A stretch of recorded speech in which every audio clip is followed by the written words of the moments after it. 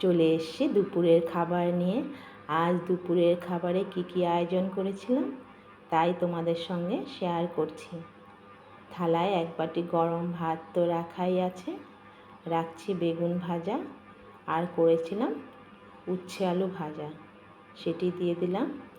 মুগ ডাল কুমড়ো দিয়ে বেশ ঘন করেই করেছিলাম।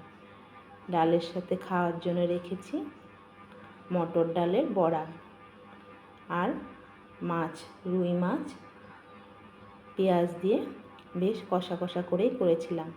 এক পিস মাথা, লেজা আর মাছ দিয়ে দিলাম।